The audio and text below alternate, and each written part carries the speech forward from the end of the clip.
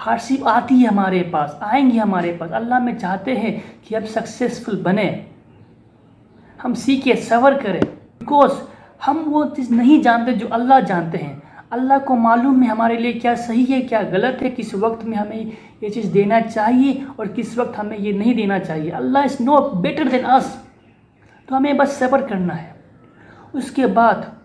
جیسے کہ اللہ تعالیٰ نے پرومس کیے تھے موسیٰ علیہ السلام کی ماں سے کہ انہیں اپنے بیٹے سے ملوائیں گے، اس کے بعد موسیٰ علیہ السلام کو بھوک لگی اور وہ رو رہے تھے، تو فرعون نے بہت ساری نرسز کو بلائی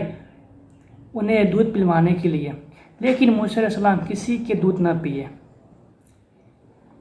تو پھر موسیٰ علیہ السلام کی جو بہن تھی اس کنگڈم میں، تو انہوں نے فرعون کو بولا کہ میں ایک عورت کو جانتا ہوں، شاید اس کے دودھ موسیٰ علیہ السلام پی سکتے ہیں۔ تو پھر ان کی ماں کو بلائے اور موسیٰ علیہ السلام ان کی ماں کے دودھ پیے۔ تو اللہ نے بولے تھے ان کی ماں کو کہ میں تمہیں تمہارے بیٹے سے ملواؤں گا، تو اللہ نے اپنے وعدہ پورا کیا اور ان کے بیٹے سے ملوائے۔ جو سرکمسٹانسز تھا موسیٰ علیہ السلام کا جہاں ان کا پرورش ہوا، اور اس فل آف کرپشن میں تھے، اوپریسرس میں تھے، اور یہ وہاں تھے جہاں ڈس بلیو تھی اور اپنے آپ کو خدا مانتے تھے فرعون، وہاں پر ان کا پرورش ہوا۔ ہاں،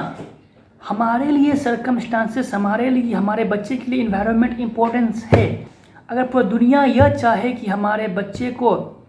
کرپٹ کرنا چاہے، پوری دنیا اگر ہارم کرنا چاہے، تکلیف پہنچانا چاہے، پوری دنیا کا چاہے، لیکن اللہ نہ چاہے تو کوئی اسے کوئی تکلیف نہیں پہنچا سکتا جب تک اللہ نہ چاہے۔ جیسے کہ نوح علیہ السلام کے جو بیٹے تھے ان کا پرورش پروفیٹ ہوڈ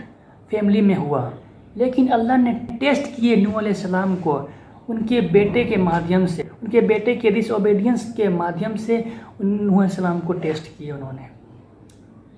انوائرمنٹ امپورٹنس ہے، لیکن جب تک اللہ نہ چاہے کوئی ہمیں ہارم نہیں کر سکتا۔ ہمیں خود کو یقین رکھنا ہے کہ ہمیں بچنا ہے، یقین رکھنا ہے، اللہ پہ بھروسہ رکھنا ہے کہ ہمیں بچنا ہے، تو انوائرمنٹ کچھ نہیں کر سکتا۔ جب آپ کے پاس یقین ہے، آپ کے پاس وہ طاقت ہے کہ آپ صبر کر سکتے ہیں، اپنے آپ کو اس لائق بنا سکتے ہیں اور برائیوں سے بچتے رہنا ہے، اللہ سے دعا کرتے رہنا ہے، تو انوائرمنٹ آپ کچھ نہیں کر سکتے۔ اس کے بعد ایکسیڈنٹلی موسیٰ علیہ السلام نے ایک سپاہی کو، ایک ممبر آف دی فرعون کو قتل کر دیا۔ پھر اس کے بعد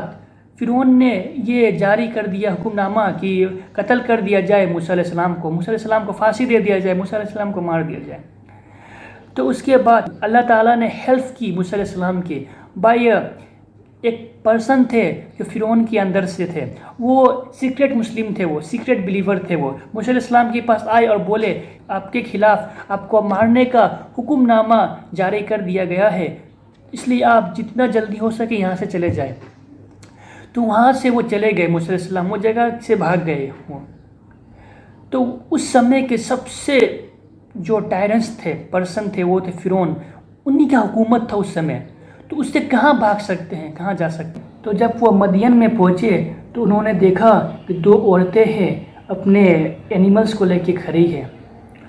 وہ اپنے اینیملز کو پانی پلانا چاہتے ہیں، لیکن وہاں پر ویل میں کچھ مین سے اپنے اینیملز کو لے کے ڈومیننٹ کر رہے ہیں۔ تو موسیٰ علیہ السلام تھے اسٹریٹ فارورڈ مین تھے، کلیور تھے، بریو تھے، بہادر تھے،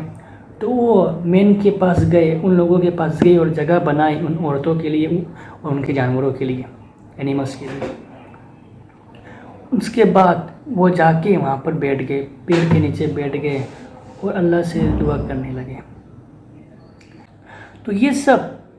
ان عورتوں کی جو والد تھے، جب موسیٰ علیہ السلام کی بہادری کو دیکھے، جب ان کی سچائی کو دیکھے، ان کی بیلیف کو دیکھے، تو اپنے دو بیٹیوں میں سے ایک بیٹی کا ہاتھ موسیٰ علیہ السلام سے مانگے ان ایکسچینج آف ورک۔ تو موسیٰ علیہ السلام جو کہ بھاگے ہوئے تھے، جو کہ سنگل تھے، اور پھر موسیٰ علیہ السلام ایک میرڈ پرسن ہو گئے، ان کے پاس ورک آ گیا، جاب آ گیا، ان کے پاس گھر آ گیا۔ یہ سب کس نے سوچا تھا کہ ایسا ہو سکتا ہے؟ پھر 10 سال کے بعد جب فرعون کی لو سے موسیٰ علیہ السلام کی مرڈر کا جب کیس ڈراپڈ ہو گیا،